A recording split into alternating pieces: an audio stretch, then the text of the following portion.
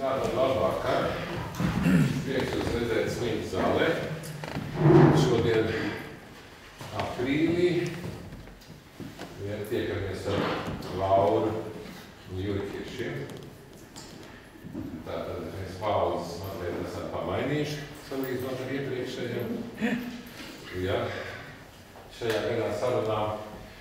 Un ir ārkārtīgi labi, ka mēs šādā klātienes sarunās varam. Jums nav nekāda iebilduma, ka mēs to arī fiksējam filmā. Skatītāji bieži vien. Jūs visi varat ļoti slaveni.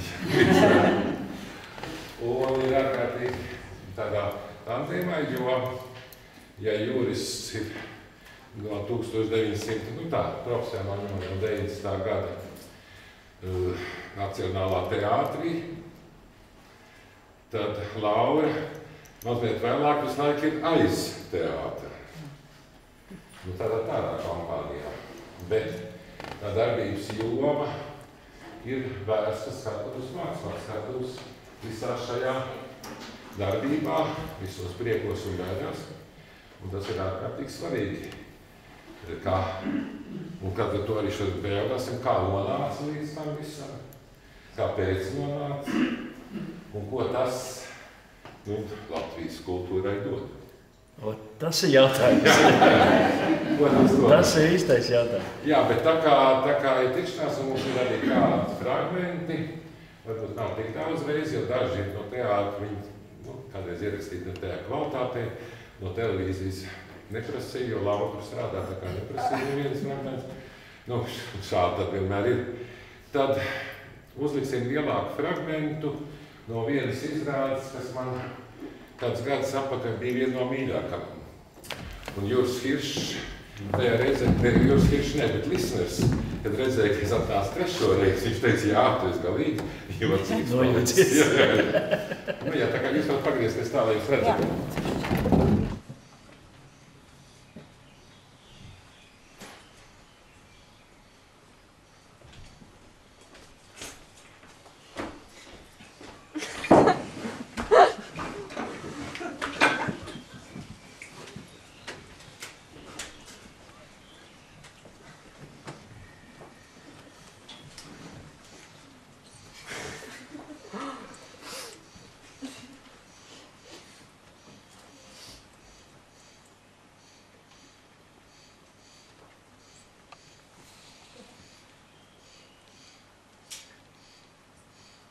Daudz laimīgiem novēlējumiem dzimšanas dienā. Maksīvēn, tu gribi teikt, ka man būs īsti dzimšanas diena? Vien? Labi, es tev atnesu dāvanu. Arī man? Jā. Tas pašs dzimšanas dienas sakarā? Es tev atnesu balonu. Baloni, tas ir tie apaļie krāsainie, kas lido, kas svētki. Nē, labi, es ļoti steidzos, lai pie tevis atnāktu un es pakritu. Sīvēn, tu noteikti par ātru skrēji, nu kāpēc tu tik ātri skrēji? Tu sasities? Es saplēsu to balonu. Man balonu?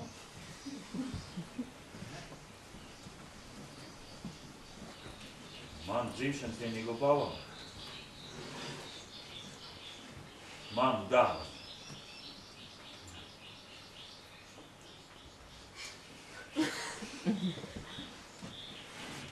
Tad ar daudz laimīgiem tev novēlējumiem dzimšanas dienā.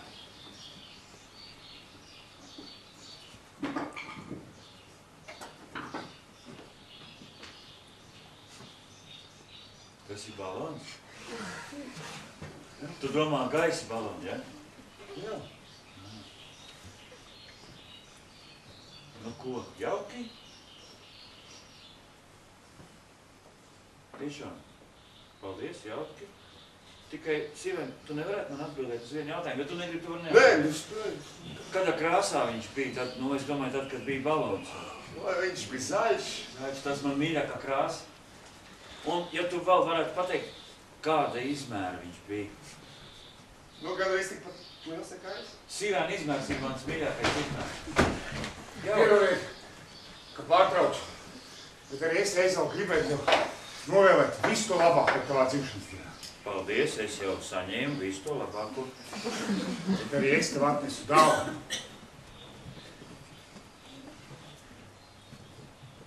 Šito te? Lūdzu.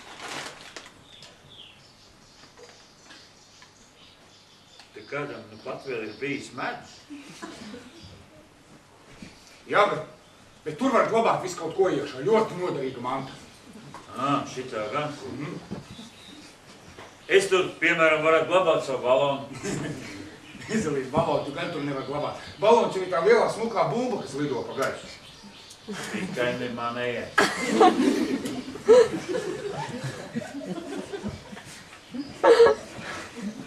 Pagad, nu re, iet arī iekšā ko.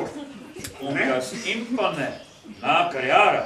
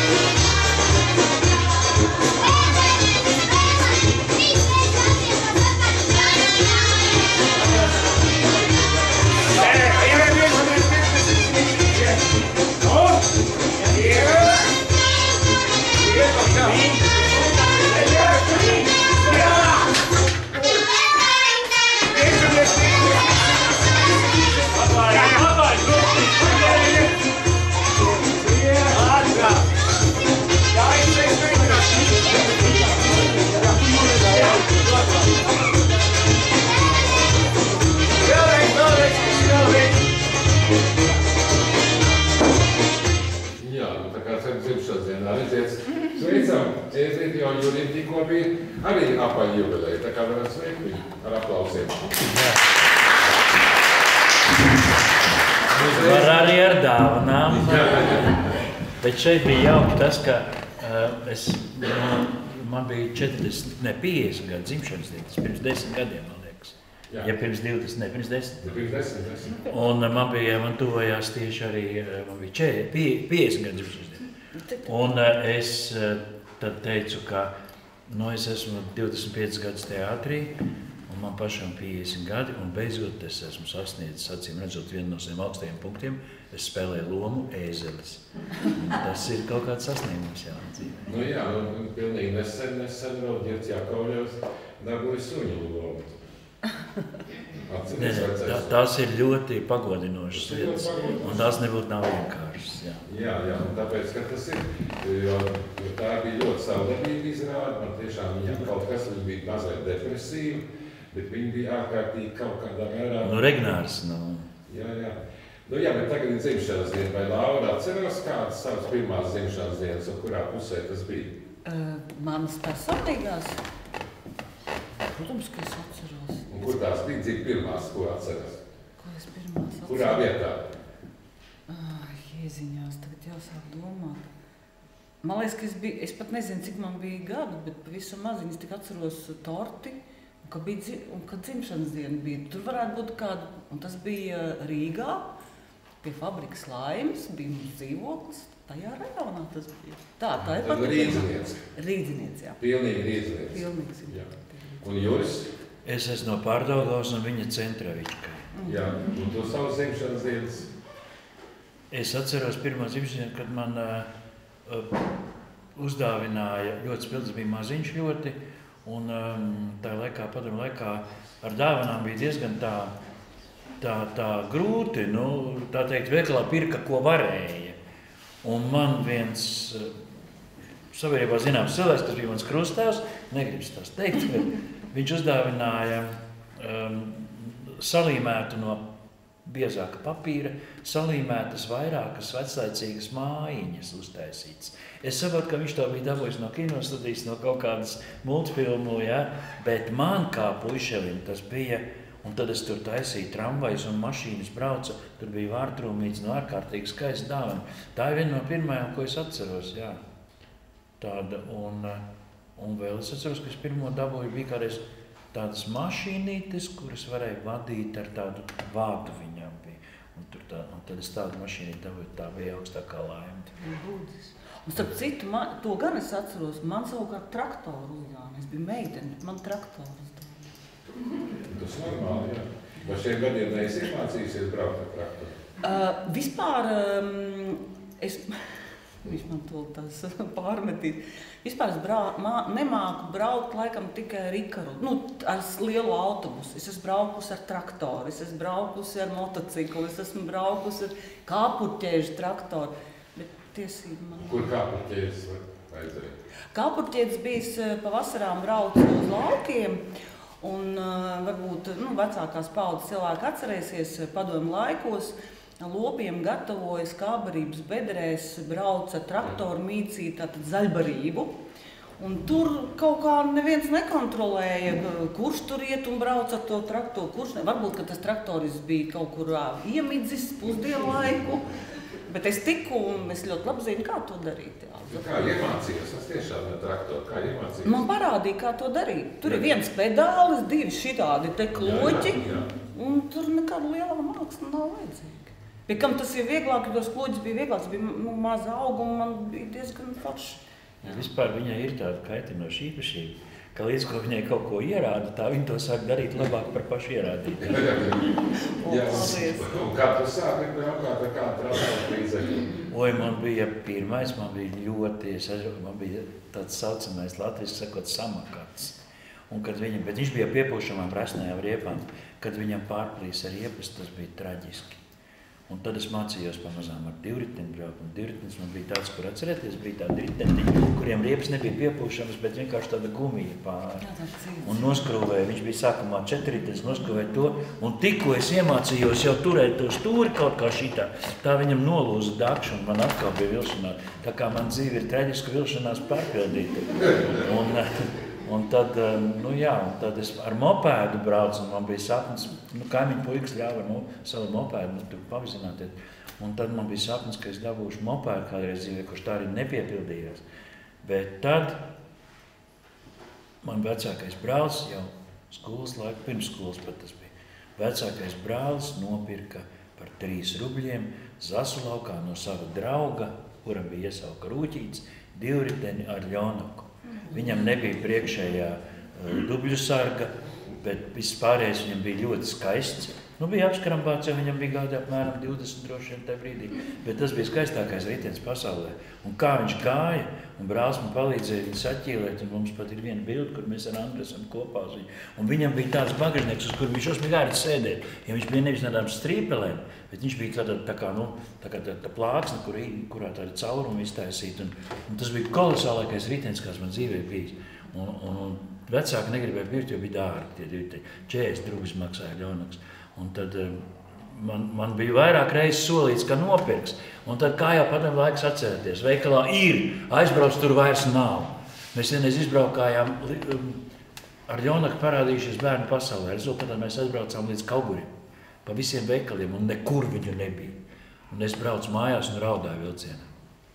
Jo tur bija sporta riteņi, kur, protams, maksāja 84 rubļus, ko neviens man nepirka. Māma tā kā vēl tētim teica, varbūt tētis, nē, mēs runājam ar, 40 rubļi bija tas. Un es braucu mājās un raudu, man vecākais brālis to visu padomāja, un pēc 3 dienām viņš atbrauc. Nopirka man vecu ar ļonaku, un tas bija labākais ritenis manā mūžā, kur tik mēs nesam kopā bijuši. Kā tad nonāca pie teātra, kurā brīdī? Pie teātra es nonācu, pirmkārt teātris, pirmā mana doma tāda, ka tas ir skaisti. Man bija 13 gadi, un mamma bija telniece, un viņa veidoja Elzas Radziņas portretu. Un Elza Radziņa nāca pie mums mājās pozēt, un līdz ar to viņa nesa arī, viņas ar mammu sadraudzējās, viņa nesa dažādas ielūgumus uz dažādām izrādēm. Un bija izrāda 3 muskatieri, kuru bija atvedis Valmieras teātris. Karpaģis bija Atos, varbūt kāds atcerās. Ērglis bija Dartaņāns. Burkovs gan bija. Jā, un man 13 gadu, un es sēžu un skatos. Un es domāju, ka tajā brīdī vai ir vēl cienīgāka vīrieša eksistence uz zemeslodes, kā bučoties ar meitenēm, dzert vīnu un kauties un dziedāt. Man likās, ka tas ir vīrieša ekscelentākā formula. Dzert, dziedāt, kauties un bučoties ar meitenēm. Un tā es visu mūžu dzīvoju. Nē, no agro jaunība tiešām tieši tā. Bet tad man nebija doma, ka es būšu par aktieru vēl. Bet tad nonāca tāds brīdis, kad Vitāna kinoaktieru studija parādījās. Tas bija 80. gads vai nebija kaut kas tāds, jā, 81. varbūt 82. Un es aizgāju, man bija klases biedrs Andrejs, kuram meitene Maruta gribēja kļūt par aktrisi. Un es spēlēju ģitāru, un mūzikas skolā bija mācījies un tā. Un viņš saka, klausies, aizēj, tev tāpat viss ir pie vienas vietas. Jo man tiešām bija kauties, dzert un meitenēm bučoties un dziedāt. Viņš saka, aizēj viņai līdzi, viņai bail. Aizēj viņai līdzi. Nu, tas ir mūžīgais šie stāsti, jā, tas, kurš atnāca līdzi iestājās. Un tā Maruta ar mani, Andrejs ar mani nerunāja nedēļu, Maruta nerunāja 2 mēneši. Es nezinu, pa ko. Bet tur bija nopietni, tur bija tāds vairākas kārtas jāaiziet cauri. Un tad mēs beigās iestājāmies. Tāpat bija Aina Matīs. Aina Matīs, Anna Ežvertiņa, Arnolds Līniņš bija brīnišķīgi pasniedzēji, fantastiski. Un tad šoks pirmais teatrālais man bija tas, ka pirmo nodarbību atcēla. Tomsona ielā bija pirmā nodarbība paredzēta un atceļās tā nodarbība. Un tad tāds čalis Hāris tādā jakā, tādā brūnā dermantīna, nu tāds pajoliņš man pirmā brīdī izstiet. Bet mēs tur visi izstījāmies pēc tādiem. Un tas Hāris saka, un cik kā jaunieši, kad satiekās, pirmā, kas mēs esam izturējuši to eksāmenu, tur bija kaut kādi 80 cilvēku uz vienu vietu. Jauniešiem tajā laikā bija ļoti svarīgi tas teātris un patika. Un tas Hāris saka, aizejam pie manas mājās, es te netālu dzīvoju uz Gorķenes, tagad jau Valnorā. Aizejam pie manas mājās un kaut kādu tēju uzvārīsim. Man viņam ieraksta jaunu magnetofonu un viņam arī ģitāra izrādījās mājās. Un tad maza kompānija, mēs tur bijām, tā kā sakritām nejauši. Tā nejaušā kompānija sastāvēja no tā Hara. Es tur biju, tad bija Alvis Hermans, tad bija Jānis Kalējs, tad bija Oskars Vazdiks, diemžēl nelaiķis puika. Un tad bija tādas meitenes kā Līga Krapāna, kur ir visādi pazīstami. Ja? Tad bija Milēna Gulbe, toreizējā Milēna Paselono, Pūcīša meita un mūsu dižā tenisista mamma. Tad bija Astra Puriņa, mūsu Latvijas pirmās princeses mamma. Un tad bija Dārta Ēdli, kas bija Krišjāņa Barona maz meita. Ja? Un tagad mēs aizējam pie tā Hara. Un Haris saka, mutarīte, viņš tā arī saka, mutarīte kaut kāds cīsiņas uzceps. Mums jauni cilvēki visiem gribas ēst, un tagad viņš atnes tēju. Protams, ko mēs tā istabiņā darām? Jauni cilvēki, kas vēl nevienu nodarbību nav aizvadījuši, bet runā gudri par teātri. Un visi pīpē, jo kas tas par mākslinieku, kas nepīpē? Istaba zila, visi pīpē un runā gudri par mākslu, kas nevienu nodarbību vēl nav bijusi, bet eksāmeni izturē. Un tad atverās durvis, un šiem te puņķu tapām cīsiņus pasniedz LPSM nopelniem bagātā tautas skatums sāksniedz Antra Lieskalni. Tā kā karjera sākās ļoti daudzsološi. Sākām mēs ar to, ka mums Antra Lieskalni pienes cīsiņus. Kaut kā tā, jā. Un tad tas tā sākās, un tad tas man sāka interesēt, jo tas likās pēkšņi. Patiesībā sakot, tur arī skuķi bija foršie piedalīgi. Un tā man tur iepatikās, un tad iesauc armijā, un pēc armijas tad es iestājos teātra fakultātē. Tātad tev bija arī paspējis. Jā, bet tur bija ļoti interesanti, jo gan Hāris, gan Alvis, gan Armāns Reinfelds, jā, un kas tur vēl čaļi, viņi visi Armānu nepaņēma, jo viņš patiešām šizofrēniķis bija. Bet Alvis un Hāris, un kas tur vēl, viņi saka, tur vajag aiziet notālot tādas un tādas pazīmes, un tu dabūsi, ka tu esi šizofrēniķis, un viss tev nav jāiet armijā. Un es gandrīz sāku domāt, un pēc tam es pēkšņi domāju, kas notiks, ka tur ir tāds noteikums, ka ja tu esi šizofrēniķis, tev ir jābrīdina, ka tu taisies precēties, tev jābrīdina, ka tev ir diagnoze, vai ne? Un es tagad domāju, ja notiek tā, ka es iemīlos meitenē, es viņai arī patīku, un tagad pirms kāzām es viņai pasaku, ka es esmu šizofrēniķis, un viņa pasaka, vecīt, nē, paldies, man nevajag, kurai vajag šizomājā. Un es domāju, šis nav labi. Un domāju, citi čaļi izgāja un atnāca mājās. Labāk, es varu zaudēt smuku meiteni kādu ir tā. Un kas tur 2 gadi pastaigā Kezavikos un nāc mājā? Kurā vietā bija 2 gadi? Es biju Maskavas kara apgabalā. Tur pie kuras pilsētas? Pie Maskavas. Maskavas. Pie Maskavas burtiski apvedceļš un apvedceļu no karaspēka daļas varēja redzēt. Tā kā visām mierīgi, normāli, bez pārpratumiem.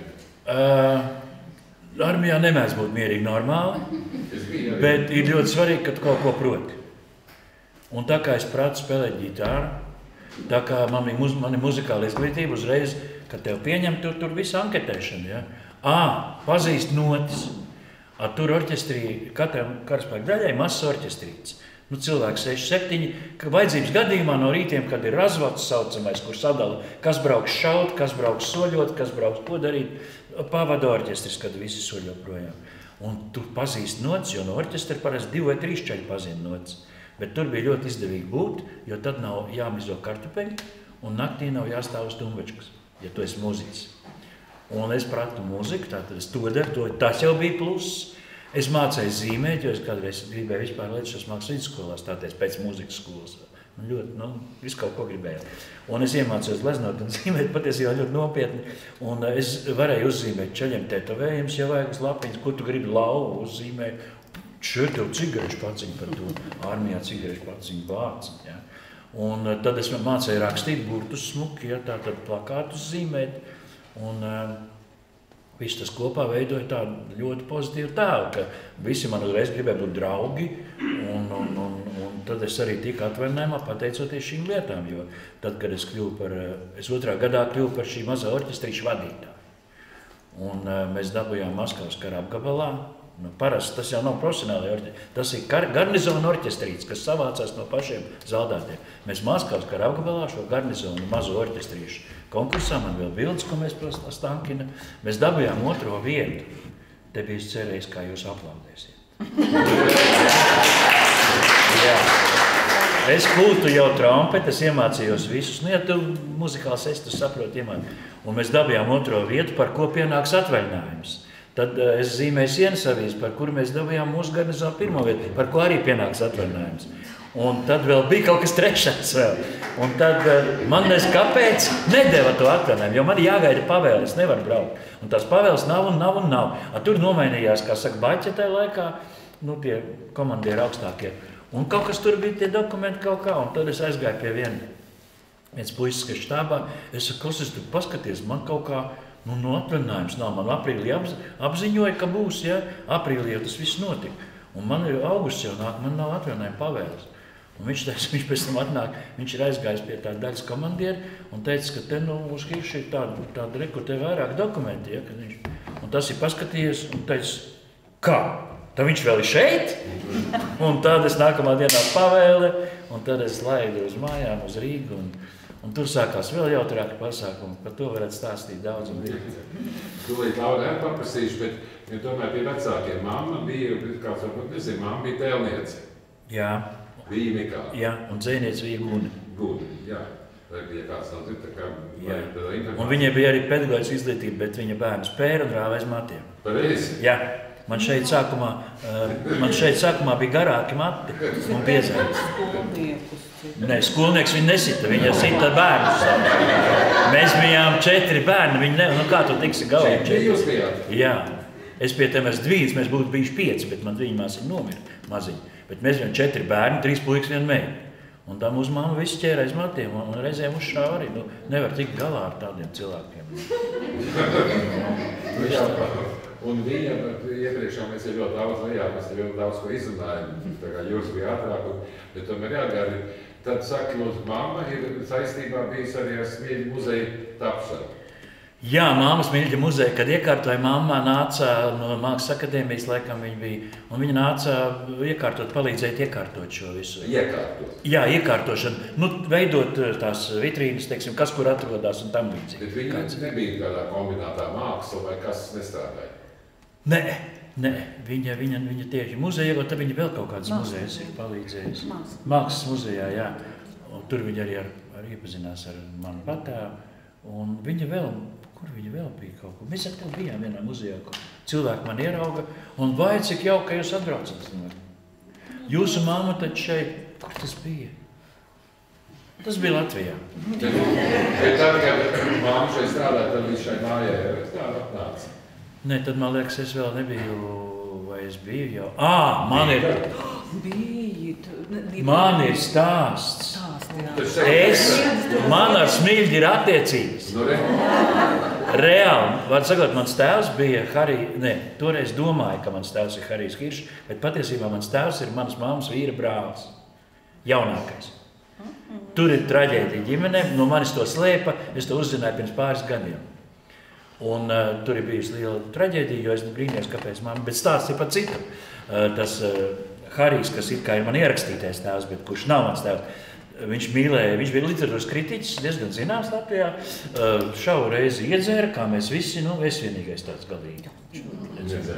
Bet mamma bija stāvoklī ar mani un māsu, un viņi saka, gaidu to pulkstens kaut kādu 1:30, 2 naktī, un nav, Kanciem vēl 52 mēs dzīvojam.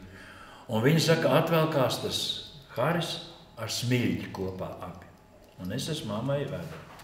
Un tas Smilģis viņa apieši, kā lai saka, jautri, priecīgi, silti, drosmīgi, smaidīgi. Un viņš ir no kaut kāds izrādes, viņam bijušas puķes. Un viņš ieraudzīs, ka mamma sēž ar to punci lielo un Smilģa stilā. Madonna, tā ir Madonna! Un metis viņai tās puķes virsū. Un tās puķes uzkrīt viņai virsū, tā arī man virsū. Mamma teica, viņa bijusi drausmīgi dusmīgi, jo tās puķes ir bijušas ar dubļiem, jo viņi tur krituši pa ceļam laikā. Ir bijušas ar dubļiem un slapjas, un viņai saka, es tā jau slikti jūtos, man vēl dubļains kaut kādas slapjas. Puķes uzmet virsū, bet es biju mammai vēdā, tā kā mums bija, es pat tik atcerējos pareizi. Jā, tas ir tāds, protams, jau dažādi jau te arī šajā mājā, bet tas, ko stāstīja, kā tad, pie kā mamma tika, pie kādas lietiņas?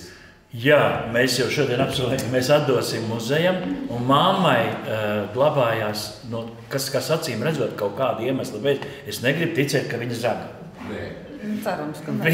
Es ceru, ka ne. Mums ģimenē tas nav, goda vārds. Bet Edvardam Smilģim dāvināta rokas sprādze, kas ir ko ir dāvinājis Liepājas teātris ar ierakstu. Un mēs to dāvināsim muzejam tālāk. Jā. Dāvināsim vai pa kādu, kaut ko. Jo es domāju, tad tikai to jo tas būtu ļoti vērtīgi, jo tad tā, kurā ir ierakstīts. Jā, tur ir iekravēts. Ziņā, ja tad mēs Smilģi kabinetā arī droši viņi varētu parādīt un nolikt, jo tas tomēr ir. Jo ar Liepāju Edvardam Smilģim tomēr arī jaunībā bija saistīti, jo viņš jau nekur tālu nebrauc.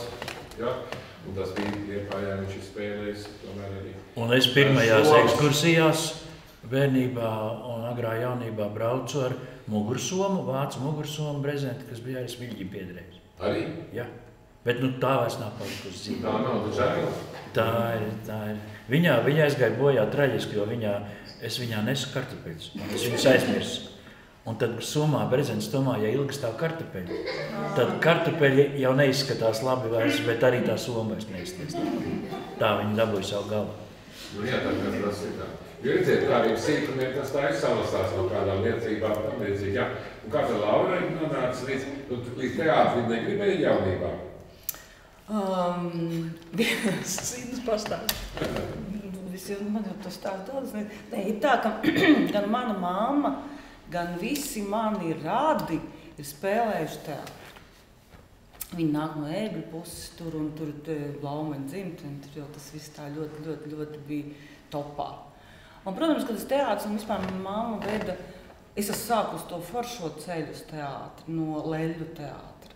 Cik es sevi atceros, tik es atceros Leļu teātri.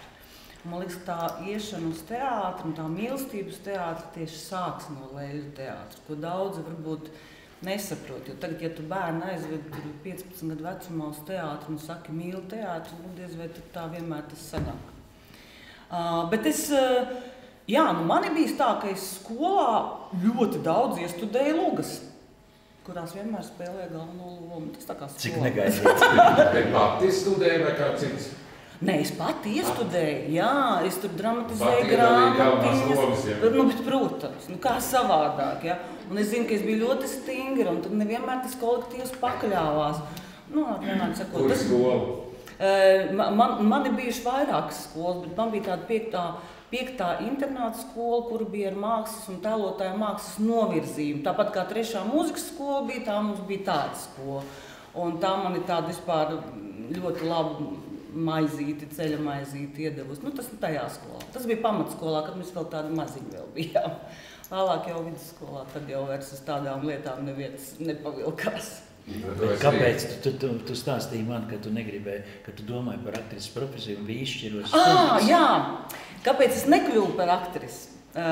Man vien brīdi bija tā doma, es gribētu vai nu būt aktrise vai dziedātāja. Jo es dziedāju, tad, kad es mācījos Franču licejā, es dziedāju izlases kori, man bija laba balss un tā tālāk, man liekas, tas varētu būt. Bet aktrise. Un tad es tomēr sapratu, ka nē, par aktrisi es nevarētu būt. Tāpēc, ka man būtu jābučojās ar svešiem vīriešiem. Un tas man bija nepieņemami. Tā kā tas bija tas, kad es izlēmu, ka nē. Un gāji studēt ko? Es gāju studēt uz režisoru, jau uz TV režisoru. Uzreiz? Nē, uzreiz nē. Es sāku strādāt televīzijā. Apmēram kurš gads tas ir? Tas bija 95. gads. 95. gadā es sāku strādāt televīzijā kultūras programmu daļā par administratoru. Un tad tika Ģirds Nagainis veidoja savu kursu kultūras akadēmijā. Un tad arī tur es arī nostartēju. Bet principā savu profesijas vairāk iegūtu tieši strādājot praksē. Droši, tāpēc, ka tas jau arī bija tāds eksperiments pašos pirmajos gados. Jā. Visi režisori tad vienmēr nevarēja saprast, ko viņiem mācīt un kas to darīs. Ja? Nu, mums bija tā, ka mēs sākām mācīties un daudz ko mācīja. Nu, bija arī daudz, kas nestrādāja televīzijā. Nu, mēs tā vienkārši sēdējām un mēs to visu jau zinājām. Tā kā bija, bet tas bija ļoti jauki īsti. Tad 95. gads, tad šogad arī jubileja. Jā. Esam 30 gadi jau. Jā. Un tev visnāk 35 pilni. Ja? Man ir, teātrī es sāku strādāt jau 4. kursā, tad man ir 36. gads. Tā kā 89. jau, ja? Jā, man bija 6. novembrī lielā jubileja televīzijas. Tur parasti sveic veterāns, es skatos veterāns. Jā. Jo tāpēc, ka tas tairākāk teātra mākslinieki arī Smiļņas arī principā nesvinēja savus gada jubilejas, bet darba jubilejas benefits bija. Tagad jau ir tāda moda, kad ir tikai maz gadi, tur kantājumi 40 vai kā, un jau ir jubileja, jā. Nu tā, nav nekāda jubileja, pareizi? Es domāju, jubilejas vispār sāks no 80 kaut kur jau vērts. Jā, nu tieši tā, ko mēs tur jaunībā kaut jo, kādiem... ko mēs tagad jauni cilvēki taisīsim liels jubilejas tagad ar vecīšu. Vai ne? Protams, jo tas ir kā Leonīds Vīgners, ko es vienmēr atkārtoju, ka Leonīds Vīgners teica tā, ir jāsvin piedzimšana, 21 gads. Tas ir būtisks. Jā. Tad 50, tad 100 un tā tālāk. Jā, tas tā varētu. Kā Leonīds Vīgners. Pilnīgi piekrīt. Jā, ka vairāk nav jūs tiesa, skaitās tā kā tāds, tāds apgrieziens. Labi, studiju gadi aktieru fakultātei. Dažus jau kursbiedrus pieminēja. Bet tajā gadā, kad tu spēlēji to jukumu tajā Minhaus. Nē. Jā, jukums bija Minhaus. Jā, nē, tajā gadā, kad tu laikam Optimer pats ar Breibergu taisīja interviju bija. Un tu, nē, Hugo, kad tu spēlēji. Hugo bija Liljomā. Jā, kad tad tas bija?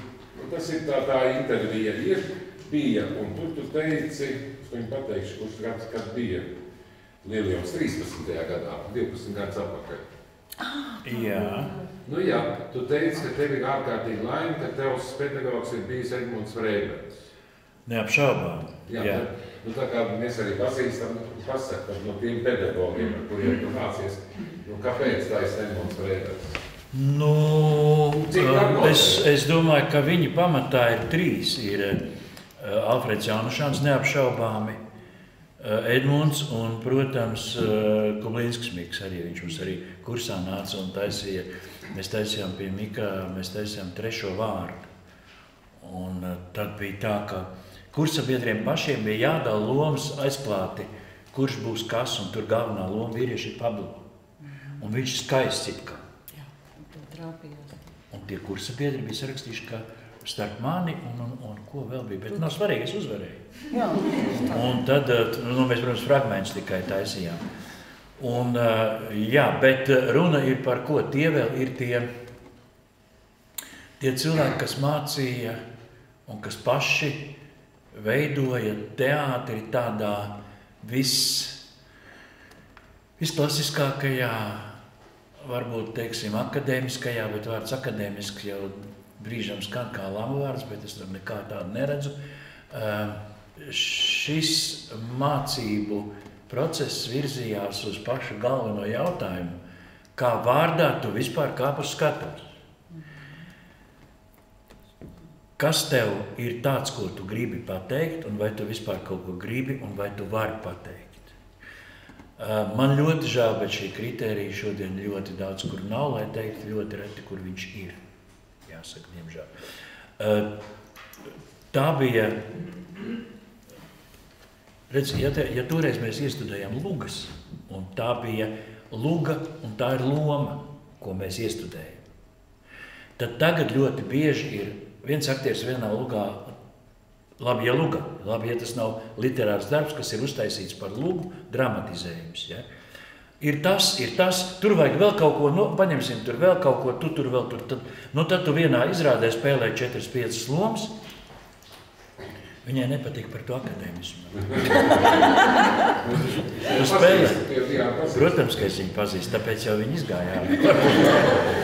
Un tu spēlē 4-5 lomas, tu neizstrādā līdz galam to vienu savu lomu. Tas īstais gandarījums nāk, tad, kad tu esi sapratis tās lomas biogrāfiju, no kā viņš piedzima, kā viņam gāja bērnībā, kā viņam bija jaunībā, kāda viņa pirmā cigarete, kāda bija saskarbs uz sievietēm.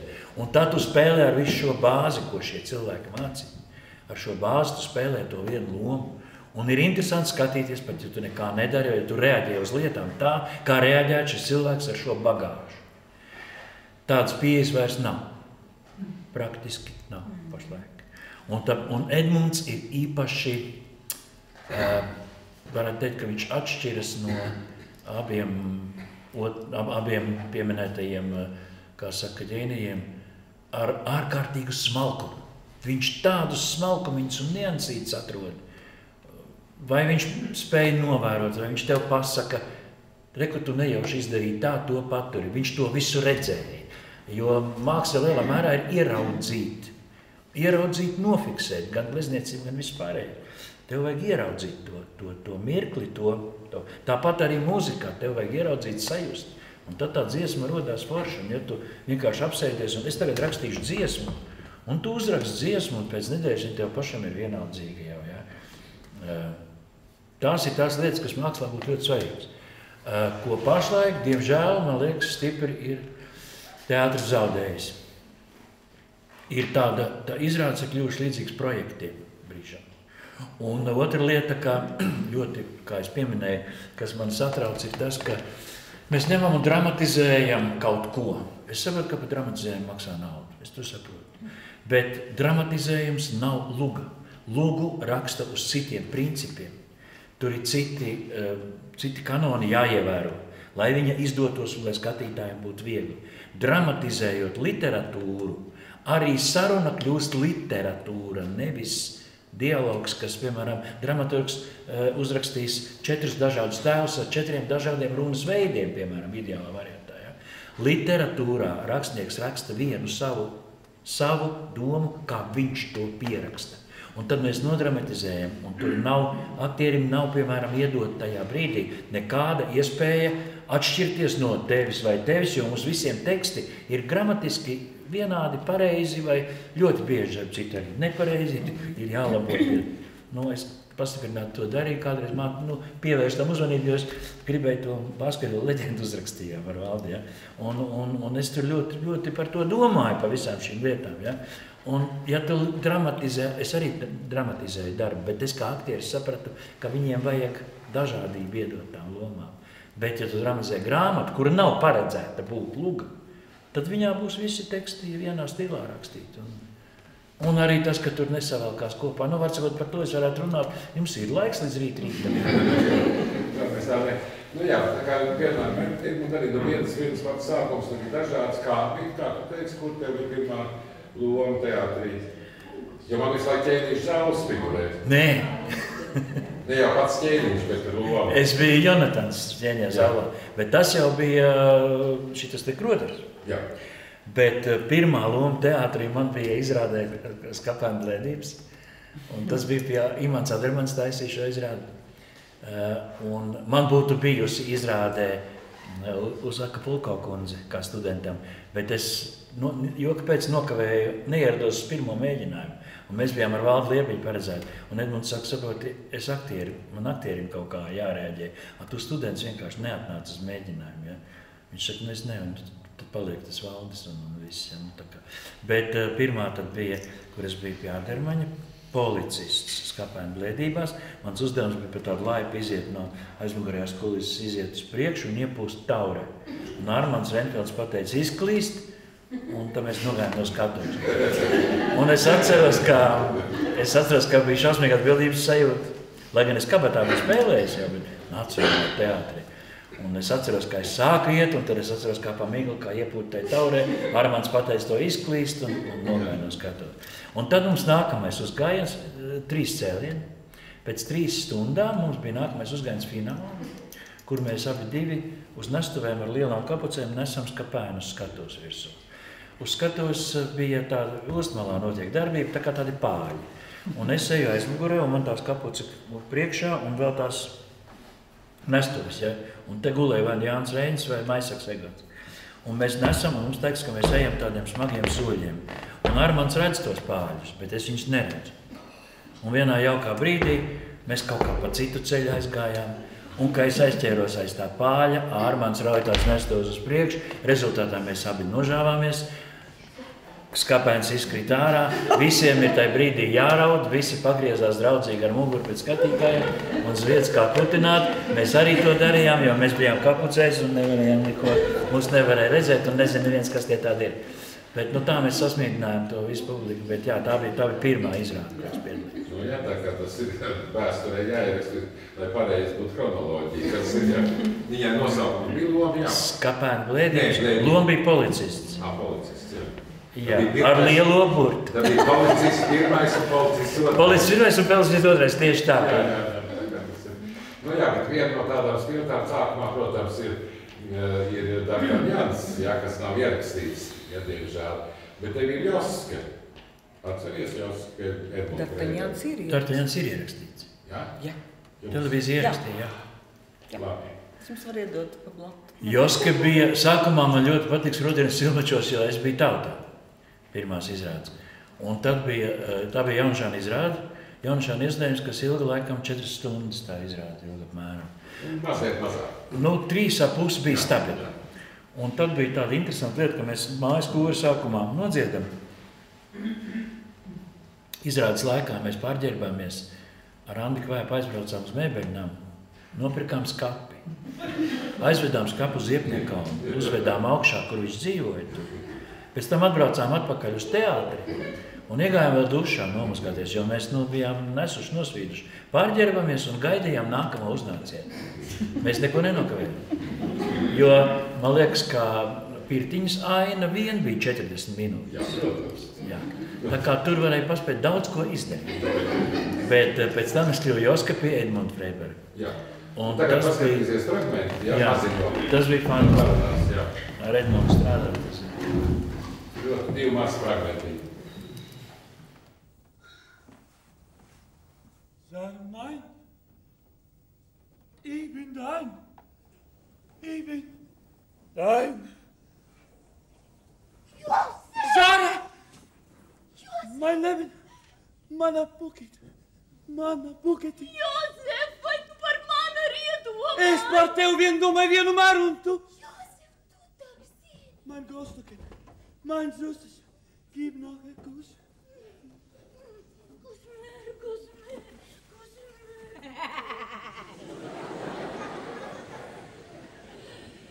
Tu ko labi spriežat, ko?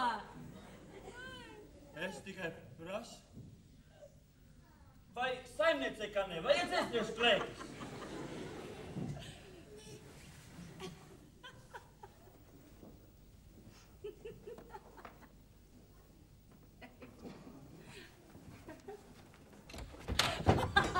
Es gan redzēju, kā tu prasīji, bet šļakstēji vien. Uja, Joske. Kas par uja? Tu nu pastāstīši veciem Ābramam, kad viņš atbrauc. Manam tēvam, ko tu viņam stāstīsi? Nu, viņš tev drusku pievalda. Ievināt, viņš jau tā man par daudz pievalda. Bet tu ciet klusu un es tev par to iedos viena suname adatine.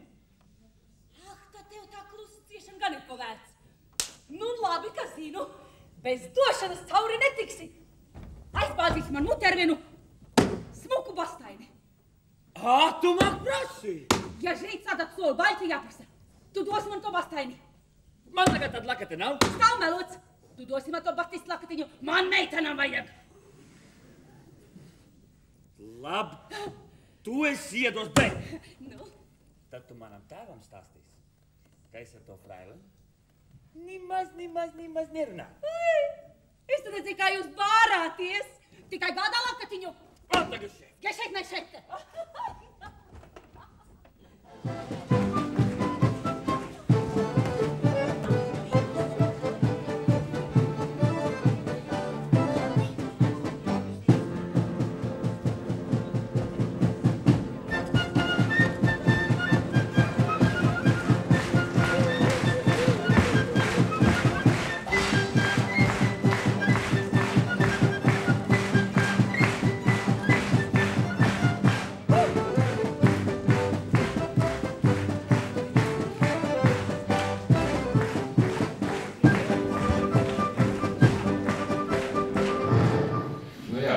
Brīnišķīgi tu pats izstāstīsi, jo redz, ir tas gadījums, ka šī te ir ārkārtīgi skaists, pēc tam seko, kur Kālēns dejo ar... Jā, un es biju aizmirsis, ka mums bija dēļa. Jā, kāpēc? Tāpēc, ka es tagad esmu sagatavojis un iznāks pēc kādu laiciņu kopā ar Guntu Vālīti grāmatu par Jānīgu Pankratu. Un šis ir, kā Edmunds Freibers arī stāstīja, tas ir viņas izgudrojums šīs tas ir viņas. Jā, pastāvis kā, jo pēc tam, kad viņa aizgāja mūžībā un atjaunoja Edmunds, 2003. gadā, tad Kirvenieks taisīja pēc šī paša parauga, Ranža dejoju. Tieši šo pašu deju un arī to, ja, viņa ārkārtīgi. Jums viņa ir tāda, salīdzinot ar viņiem, ja, gadi pagājuši, ja, tur 10. Jums viņa ir mīļāka, viņiem ir tehniskāka. Šī ir... Nu, savāds cilvēks man prot mīlēt, vai neprot. Jā, kā bija šeit, kāds bija tas darbs vispār ar šo? Pirmkārt, Edmunds prot radīt atmosfēru, kas arī ir viena no režisora labām būtiskām pazīmēm. Prast radīt atmosfēru šajā mēģinājuma procesā. Otrkārt, mana zāra, jūs redzējāt kāda dace. Es viņai varēju salikt rokas ap vīdu. Es vēl tagad atceros, ja es saliku īkšķus kopā, tad man šitā te bija.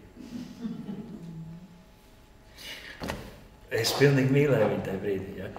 Un visi tie Edmundā izdomātie, ka tā... Un viņš atkal, viņš dod par to iekšējo līniju, ka viņi ir, viņš saka, viņš tās bučiņas, piemēram, ja? Viņš saka, jūs tā kā divi iemīlējušies trusīši esat. Jums ir visu laiku nu, ierauga viens otru un tā gribās, kā acis sit ciet, ja? Un tas tur, es nezinu, vai atnāca, varbūt drusku atnāca. Ja? Un mēs viņu spēlējām kaut kādu 10 gadu laikam šito. Nu jā, 2003. šos taisīja jau. Jā. Un tas bija, tie bija svētki. Tā izrāde ar šito lomu kopā ar Dace, viss tas bija, vēl dzīvais orķestris spēlēt. Un tie bija reāli svētki, tā visa atmosfēra. Es nezinu, kam vēl, tajā ziņā Edmunds ir vislielākais meistars. Radīt tos atmosfēru, kas ap to ir, visu to. Viņam arī Ziemassvētku koncerti, neviens tāds koncerts nemāk uztaisīt kā Edmunds. Un tad viņš ar humoru tam visam pieiet. Tai pašā laikā, es atceros burvīgs, mums bija Ziemassvētku koncertu taisam. Un kaut kā vienmēr Ziemassvētku koncerts, kas ienes milzīgu naudu, bet laika tam nav. Mēs katru gadu lūdzam, mēs sakam, teātdienas koncerts un Ziemassvētku koncerts. Tas ienes naudu. Tam vajag pieiet tā, lai aktieri pierod pie kaut kā, lai mēs paspējam ritīgi iemācīties tādu dziesmas vai to lomu vai ko. Un iestudēja, kā to gabalu sauc? Uz Ziemassvētkiem? Jā, pēc sīkstuļa taisīja. Bet tas nebija, muzikāls, pēc sīkstuļa muzikals. Tas bija brīnišķīgs. Un tā situācija tāda, ka mēs orķestrim nav laika, Ziemassvētki tuvojās, mēs bez orķestra uz fonogramām iemācāmies tās dziesmas, samācāmies dejas, un tagad 2 dienas pirms pirmizrādes atnāk orķestris. Un tā ir tāda lieta, kas ir jāpatrenē tās sadarbība. Un pirmais mēģinājums, un vakars, un mēs izējam cauri, un neiet kopā. Un mēs nevaram viņus noķert, viņi nevar mūs noķert. Un neiet kopā nav kaut, un mēs tagad tas mēģinājums beidzās, mēs visi sasēžamies uz skatuvi. Edmunds uznāk uz skatuves un saka, viss būs labi, neuztraucieties, pirmizrāde nav rīt, pirmizrāde ir tikai parīt. Un viss kaut kā tā, viņš saka, un tā šai naidpilnajā Ziemassvētku atmosfērā es gribētu jums teikt. Un un pirmizrāde bija, Laura redzēja, viņai patika, ja Laurai patika, tas ir labi. Diemžēl tas gan nav piefiksēts, un tas bija vienkārši izcils. Tas bija ģeniāls. Šitka, tas Ziemassvētku koncerts, kas tieši bija pēc sīkstuļa mūzikla motīviem. Bet pats sīkstuls ir diezgan svakā kvalitāte. Pats sīkstuls ir kaut kas cits, to taisīja Kājeks. Bet šis bija ļoti labs, bet viņš gāja ļoti īsu brīdi, neviens jau nepaspēja saprast, ka ir. Bet tad Pankrati, kad iestudēji, nemaz neatceries. Es Pankrātu atceros ļoti labi. Es vēl pie tam Pankrātu biju ļoti interesants cilvēks. Viņa teātrī, mūsu teātrī, viņa visus tā izdricelē kārtīgi. Ja? Tagad man uzaicina, es biju vienu vasaru braucu mācīties dziedāt mūziku dziedāšanu kopā ar Ievu Kepi un vēl Anitu Garanču un vēl pāris cilvēkiem uz Dāniju. Pie Jana Ādama. Jans Ādams ir cilvēks, kas, piemēram, iestudēja kopā ar Lloydu Weberu. Viņam ir kaķos viņš bija konsultants muzikālais. Ja. Un arī es viņam esmu draugs ļoti labs. 2 nedēļas mēs kopā strādājam. Viņš man uz nākamajiem Ziemassvētkiem atrakstīja kartīti, kad, ja tev aiznāks atbraukt uz Londonu, es tev uztaisīšu svētkus. Nopietni. Mēs jau visi viņam devām tās adreses, bet viņš man atrakstīja, bet viņš tur ilgi vairs nedzīvoja, kamēr es nonācu Londonā, viņš jau laikam bija pa galu. Bet mēs var sakot, Janīna Pankrata arī strādāja operas teātrī, un mēs atbraucam no turienes, un mēs esam samācījušies mūziku dziedāšanu, un Ieva Kepa saorganizē, ka tajā operas teātrī es arī nāku kā viesmākslinieks. Mēs dziedājam ar viņu no Šaha un no Fantoma, mēs dziedājam ar Ievu tur duetus. Un ļoti smuki bija. Un tagad es uz to pirmo mēģinājumu eju, zinot, ka tā Pankrāta tāda nešpatna, un viņa tur tos vietējos, tur čaļus, tur visus, tā. Es domāju, ja viņi pret mani izturēsies tā kā pret tiem operetniekiem, es iešu mājā. Pēkšņi viņi tā. Es atvainojos mākslinieku, vai jūs tagad varētu nākt izmēģināt? Es sapratu, ka viņa to dara priekš tiem, bet man vienalga patika. Ar ārkārtīgi cieņu. Un tā kā viņi bija ļoti, tāpat kā man nosauktie korifeji, ja? Tā ir tā vecā skola, kas, diemžēl, bez viņas var visu kaut ko darīt, bet tam ir jābūt apakšā. Ja? No muzikā arī tomēr 3 skaņiem ir jābūt apakšā kaut kādam, ja tu gribi taisīt dziesmu. Tev kaut kādai jābūt sajēgai par tām harmonijām. Tam ir citādi iznāk tāds viendienīgs dziesmas. Tā mūzikas skolā tu mācījies no 1. klases? No 1. pabeidzu 8 klases, jau darbu speciālā mūzikas vidusskolā, mācījos klavieru spēlēt, dziedāju pie Erinštrēta kori un mācījos diriģēt koru ar orķestri. Tā kā faktiski jau tagad salasījās ārkārtīgi daudz lietas, ko māki un zīmēt. Tāpēc man tajā armijā tik labi gāja. Jā, no armijā, bet tad arī faktiski arī un braukt un būvēt. Būvēt māju, to jau es tāpēc, ka Laura gribēja, lai viņai māja. Un es gribēju savukārt ar viņu bučoties, un tad es apsolīju, ka es viņam uzbūvēšu māju. Un tad mēs sākām dzīvot kopā, es sapratu, ka laikam būs jābūvē. Tad ņēmu uzbūvēju, kas tad tur tāds? Cik ilgā laikā? Viņi vēl nav pabeigti. Viņi vēl nav pabeigti. Rīga nekad. Nē, dzīvot mēs sākām viņā pēc 2 gadiem laikam. Nu jā, varbūt 2, 3, bet tas... Divas, nu kā, tas laiks jau arī, nu cik tad man bija laikam būvēt. Tad, kad vasarā ir tas pusotrs mēnesis brīvs, tad arī pabūvēja, nu cik tur ko var, ja. Bet, nu, mēs paši viņas projektējām. Viņa vēl nebija gatava, sienas nebija apšūtas no iekšpuses, no ārpuses bija, siltumēns bija, bet mums pieklīda suns augstā. Un mēs tur pa vasaru dzīvojām, protams. Tur vēl nebija ūdens. Ūdeni mēs vedām kannās no Ķekavas avota. Toalet bija ārā, bet mums pieklīda suns, un mēs sapratām, tas tāds vilks un lielumā tāds krētiņa mūsu kucīt. Viņai bija 8 mēneši tajā brīdī, kas pieklīda, pēc tam uzzinām. Un mēs negribējām viņu vest uz Rīgu, jo tas viņam būtu mocības šausmīgs dzīvoklis sunim. Un mēs riskējām un sākām dzīvot, un kā par laimi trapjās augsta ziema. Un mēs tur sākām dzīvot, jā, mēs kurinājām ar elektrību sākumā. Jā, bet mēs sapratām, ka tur var izdzīvot. Mēs sapratām, ka tur var izdzīvot, un tā mēs tur palikām dzīvot. Nu, pamazām tur viss pārējais. Bet jā, sākumā bija interesanti. Nu, kāds vēl teica, man nesen pilnīgi, laikam, tavā dzimšanas dienas sakarā, ka kāds pat teātrī neticēja, ka tas Jūras uzbūvēs māju, bet viņš esot uzbūvējis. Tā viņš ir? Jā, bet patiesību sakot, tas tiešām ir tāds iedrošinājums tiem, tad nav tādas, kuras būtu jāiedrošina. Vispār tā jaunajai paaudzei saku, kad viņi tā apmēram, nē, tur vajag miljonu, tur vajag ne skolai varētu un tā tālāk. Šī māja mums izmaksāja... Tas pat nav tik būtiski, cik viņi izmaksāja. 11,000 eiro. Jā, bet katrā ziņā runa ir par to, ka cilvēks, kurš pirms tam bija labākajā gadījumā strazdu būri sanaglojis šādi tā, viņš uzbūvēja pilnvērtīgu māju, kurā mēs pilnvērtīgi dzīvojam. Un viens pats, jā, tā kā... Pilnīgi viens. Pilnīgi. Man bija talka, kad bija spāris jāliek uz jumta. Tas spāris bija izšķirošs brīdis, jo es sapratu, man kādreiz skolotāja teica, ka es varu algebru nemācīties pie viņas, jo tik un tā man viņa nekad dzīvē nevajadzēs. Man galvenais, lai es turu muti viņas stundā. Viņa man liks trīnieku, jā, piezvaļu sistēmā. Tā arī bija, ļoti labi. Bet tad man nekad nav bijusi vajadzīga algebra, izņemot to brīdi, kad man bija jāuzstājas mājās spāris. Jo kā aprēķināt spāris, ka tu pats esi uz zemes un nevar paņemt pielikt tā, nu tā piemērīt, ja? Un tad es uzzināju, ka hipotenūzes kvadrāts ir katešu kvadrāts un... To es zinu tagad, jā. Tas var piedalīties gudriniekā, jā. Bet tā būvniecība jau šodien ir pilnīgam plānprātiņam elementāri. Taču viss var savienot ar stūrī, tu visu var nopirkt. Nekā nav ko, nekā. Nu, man bija arī čalis, tas Māris bija puika viens, kas būvēja mājas, viņš man tā kā iedrošināja un arī pabraukāja, paskatījās, kā man tur ietvēs, tur kāds muļķības nedara. Un tad viņš man piedāvāja darbu, viņš saka, ka es pa brigadieri viņš saka, tu baigi precīzi strādā.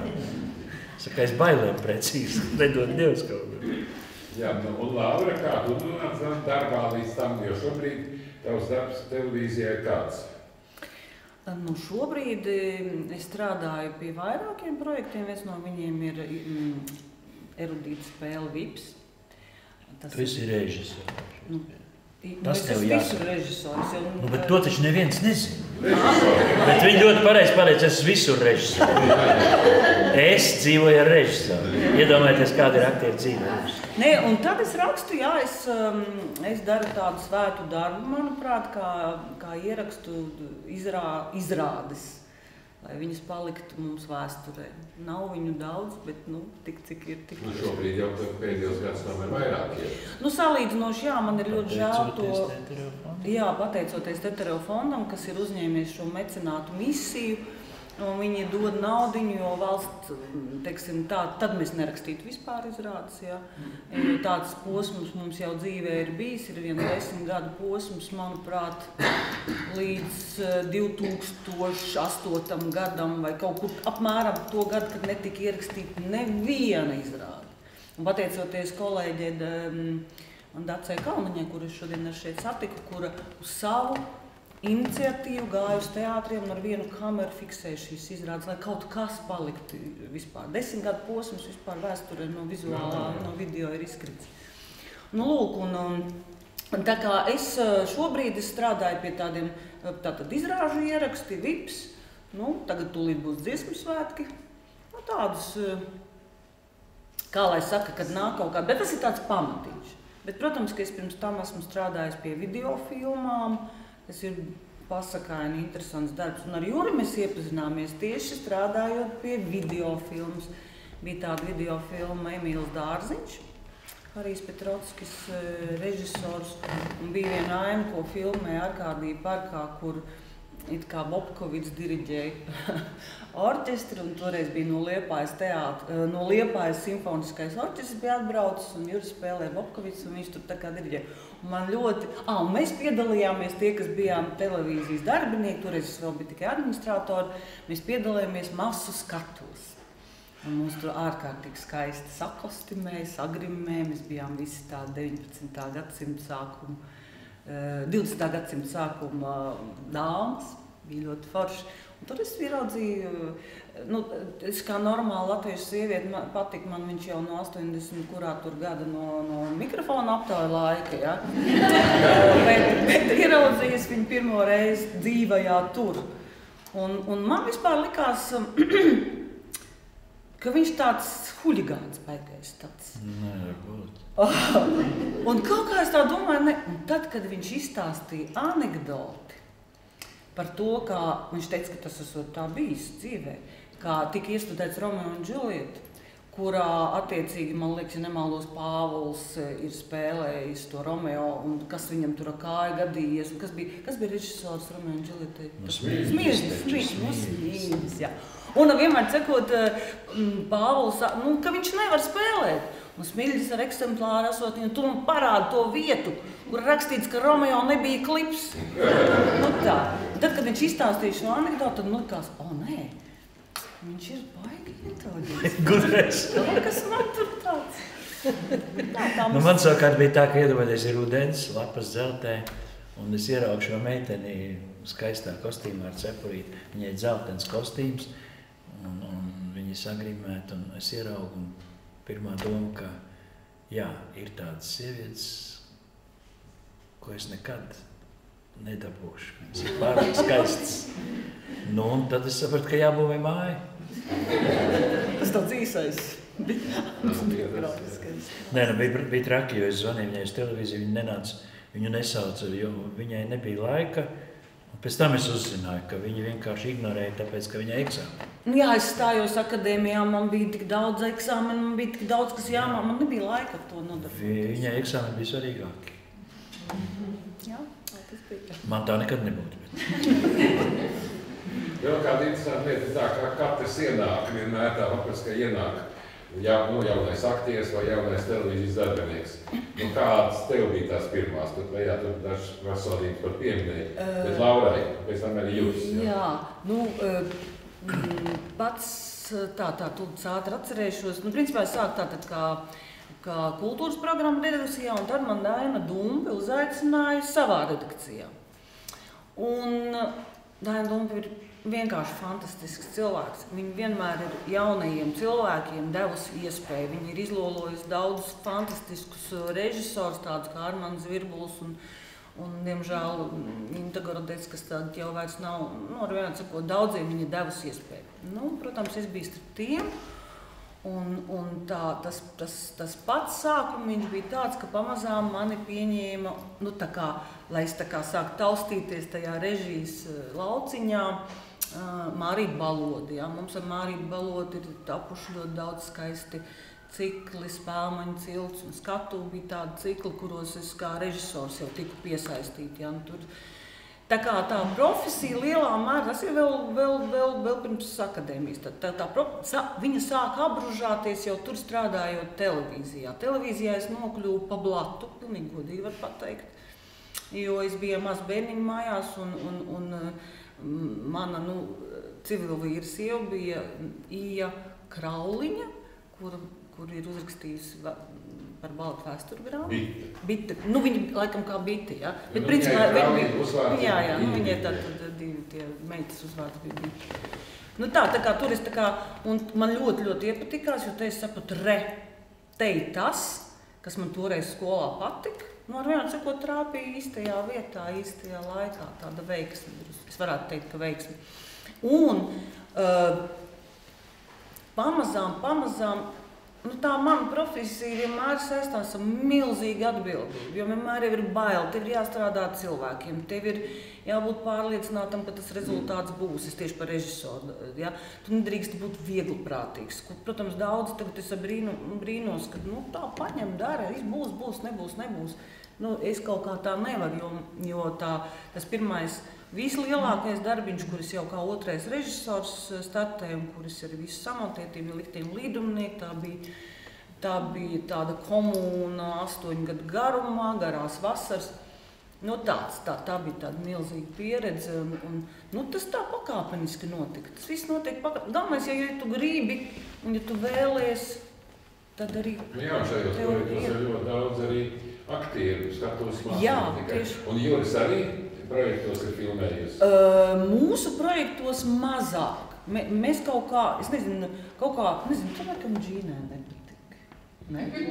Es nezinu. Viņa kaut kā, jo es Virģīnijai Lejiņai, jā, režisore. Jo es ar viņu tieši sāku, mēs arī daudz studijas uzvedumus taisījām. Un kaut kā, es tā neuzbāzos, bet viņa nekad tev nepieminēja. Nē, tā, ka man viņa nepatīk. Jā, jūs laikam. Bet tas tā joks, jo kaut kā, tad, kad Daina Dumps taisīja savu aktrisi Ragārais, tur es tā kā nestrādāju pie tā darbiņa, es tā kā vēl biju kultūras programma, tad man būtu bijis uzreiz jau ar viņu sakars. Tad mēs esam patīkam dzirdēt. Bet, protams, kad mēs TV teātrī strādājam, mums ir tikai un nepārtraukti ir sadarbošanās ar aktieriem. Lai kurš tas projekts būtu, lai kurš tas raidījums būtu. Ja? Tā kā caur to mēs arī, un, protams, ka pie tādām videofilmām un kā viņš sauc, studijas, iestudējumi, ja? Ko televīzijā mēs rakstījām, tas bija ārkārtīgi interesants. Es pat vienā no viņām pat esmu nofilmējusies kā aktris. Tas tā kūļu vāļu viss tā iet. Un tad tu skaties, kā strādāt ar aktieri, ja, jo mūsu kolēģi visi, ja tev interesē, tu skaties tajos lielajos meistaros ar atvērtu muti un visu sūti sevi iekšā un tā to profesiju arī tā kā samīts un izmīts sevi. Akadēmija brīnišķīga lieta, tas ir pilnīgi noteikti vajadzīgs, bet to patieso profesiju tu tomēr iemācīs strādāt. Praksa ir jāsastājas nevar ātrāk. Bet Juri, tad tev ienākot, kuri bija tie kolēģi, kuri tev bija grimētava? Man bija 7. grimētava, kurš vairs nav. Tajā bija kas? Tā bija viena fantastiska grimētava. Mums bija pat arī tāds koks, dzimtas koks, ja, kurā bija vēl iekšā gan Liniņš, gan daudz citi. Bet tad, kad es ienācu, tad bija tā, ka tur sēdēja Jānis Reinis, tur sēdēja Eriks Brītiņš, tur sēdēja Vaironis Jakāns, tur sēdēja mans Kaspars Brūvers, kursabiedrs, tur sēdēja Aivars Bagdanovičs, tur sēdēja Zigurds Neimanis, tur sēdēja Juris Leiskans, tur sēdēja Juris Kaminskis, tur sēdēja Ivars Sietiņš. Un tur sēdēja Zitars Belagrūdams. Tāda man bija kompānija, un viņi bija baigi forši veči visi. Piemēram, Kaminskis man iemācīja, vienkārši kā aktieris var pateikt, ja vienā vārdā milzīgi vērtība. Viņš paskatās, kā es mēģinu, viņš saka, nemēt acis. Vai nu skaties, vai neskaties. Bet nevis šitas nedara. Saka, kad vajag skaties, kad nevajag. Elementāli lieta. Šādas mazas lietiņas tev tikai aktieris var pateikt. Ja? Un tie bija fantastiski veči, fantastiski kolēģi. Un tāds savstarpēji. Egonu Maisaku. Egons Maisaku bija blakus ģertu. Jā, tu minēji viņu.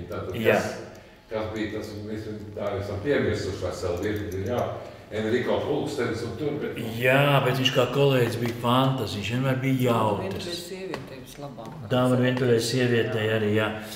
Viņš vienmēr bija jautrs. Viņš nekad nebija, kā lai saka, viņā nebija tā nepareizā apjēga par mākslinieku. Viņš bija kolosāls sirsnīgs čalis. Sieva viņam burvīgi. Dēliņš viņam to laik maziņš, tagad jau liels puika esmu saticis. Un sieva fantastiska. Un tas viņam, mēs pirmajā gadā, piemēram, mēs aizbraucam.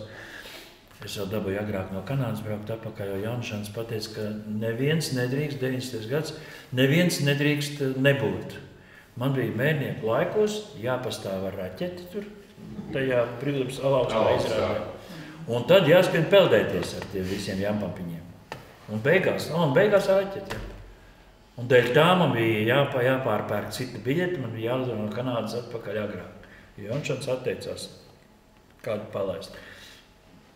Ok, atlidojam, bet mēs tagad mēs pat pirmo algu neesam saņēmuši vēl, ja, čaļi. Es teātrī paņēma Kaspars Brūvers, bija Armands Reinfelds, Juris Rudzīts un es. Un mēs tur tādi puikas, protams, kā gribās aliņu iedzert un visu, un mēs tur kaut kādus nedēļu dzīvojam, un mēs tur mēģinām pa prieku. Un Jaunašķāns mēģina, un mēs tur teltīs dzīvojam, ļoti romantisks laiks. Un otrā dienā atbrauc Maisaks Egons, un mēs tagad, tur jau veikala tuvumā nav, kad izrāda tad tirgo, bet tagad mēģinām nekā nav. Mašīnas mums nevienam nav. Un Egons atbrauc, skatāmies, viņš no bagažnieka ņem aliņu ārā. Un mēs tagad tik tur ar Rudzīti un šī sametam kaut kādus tur, kas tur tā naudiņa. Ka vai varbūt mēs varam nopirkt no viņa aliņu kādu. Viņš saka, cik te jūs esat? Es saku, mēs 4 jaunie čaļi, kas esam. Viņš attaisa to bagažnieku. Viņam tur ir vairākas kastes ar alu. Viņš to vienu kasti paņem, iedod man saka, ejiet veči, atpūtieties kārtīgi. Mēs to naudiņu, ko sametuši, viņš saka, lieciet to naudu nost. Ejiet, iedzeriet, kādreiz, kad vajadzēs, uzsauksiet mani. Tik forši viņš tāds, un tā, ka viņš saslima, ka uzzināja, ka viņš slimo, un viņš tā baigi turējās, un tad beigās viņš pateica, ka uz bērēm, lai nebūtu nekādas, viņa vēzis bija. Viņš pateica uz bērēm, lai nekādas čīkstēšanas nav. Un sievai noteicis, ka ģērbtuvē jābūt kastu šņāmiem, lai čaļi izpriecājās. Forši, viņi tāds, ir tādi cilvēki, ko sastarties, viņiem ir forši. Tu pat nerunā ilgi ar viņu, bet tu parunājies ar viņu un tā, un jūties labāk. Ja? Viņš arī ļoti interesanti, faktiski, ar savu specifisko raksturu arī, viņš arī ļoti interesanti teātri izrādi spēlē arī tajā pašā Lauvu ziemā, kur viņš bija, viņš jau nebija tikai komēdija aktieris, jā, viņam bija. Mums pirmā tā teiks, tad jau kā teātra aktieri pirmā, man bija Tūlīs Rotunds izrādē, kā viņš sauc par Romas Krišanu, Romuls. Jā, Romuls Lielais. Jā. Un viņam bija ģeniāla loma, un viņš visu dienu neēda pirms tās izrādes, jo vakarā viņam bija jāpēd vesela vista un 4 olas. Jo visa pirmais cēliens, viņš sēž pie galda un ēd brokastis. Un mēs tur snakam. Un viņš neēda visu dienu, un tad vakarā sākumā viņš var just, ka viņš nedomā par tekstu, bet viņš baigi grib ēst. Un tad pamazām, tā pāris sirta var uzspēlēt arī. Un man bija tāda skraba, ka es nevienu nedabūju, ne olu, neko tur. Man nebija Rasma Gārne, viņš un Kaminskis, viņi visu apēda. Bet tad, kad viņi neapēda, tad mēs tikām rekvizītors sabrīdī aiznes prom, ja neapēda visu to vistu. Un tad mēs dabījām kādu gabaliņu arī. Tu teici, ka rekvizīti ir garšīgākie viens ēdiens pasaulē. Jā. Es nezinu, kāpēc, bet uz skatuves pat parasts rupmaiņas ieģelīts tik garšīgi. Es nezinu, kas tas ir. Un kur žāvētu vistu vai? Īsta žāvētu vistu, tas ir pilnīgi pasakai. Žāvētu vai vistu, tur tāds žāvēts vai vārīt, tāds kārtīgi, man liekas, tādas ceptās vistas bija. Viņš bija garšīgs, viņš smaržoja. Un tu pirmo gadu teātrī tev tur alga tāda, ka tu nezini kā tramvai bija. Zini, kāda bija alga? Es zinu, kāda bija alga, jā. Bija kaut kādi pāris simti to repšiku vēl bija. Un tad, kad nāca uz latiem, tad pirmā alga bija 84 lati. Bet tas bija ok, pa piečuku varēja piepirkt pilnu Rīmi grozu. Jā. Bet tā bija 84 lati, un tā bija tāda alga, ka mēs nevarējām paņemt neviens nekādu kredītu, piemēram, lai kaut ko lielāku nopirkt, mums nespīdēja. Tagad, protams, ir, paldies Dievam, viss ir normāli. Bet jā, tā laikā tas tā bija, un, protams, ka teātris jau nebija tā vieta, kas baigi uzplauka arī krīzes laikā. Bet tas vēl, kas, teiksim, teātris bija, kāpēc man patika sākumā ļoti arī vēl viena tāda funkcija, ka teātrī bija vienīgā tīra latviskā vide. Teātrī pulcējās tikai latvieši, ar tiem izņēmumiem. Zolīti saģērbušies un pavada kopā vakaru tīri tikai latviešu valodā. Mēs jau mācījāmies, vēl bija padomju laiki, ja? Un tāpat no bērnības, ka man tur gāja tā izrāda. Un tā bija tāda vieta, kur bija latvietība ļoti. Tāpēc arī tā, tas tā ļoti pievilka un tas bija ļoti romantiski laiki. Un tajā laikā es te vēl nesen runājām, ka tagad nekur nedrīkst smēķēt, un tas ir pareizi. Bet tas bija tik skaisti, kad nevienam vēl nebija mašīnu.